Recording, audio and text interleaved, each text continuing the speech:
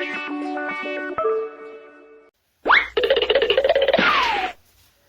રામ રામ રામ એ રામ રામ રામ રામ રામ રામ. બ્યો.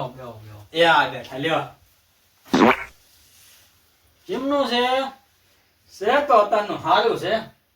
તો આપણે ઓલા વાયદો દીધો તેના 10 દિવસ થઈ ગયા છે. હા એનું રિઝલ્ટ કેમ છે?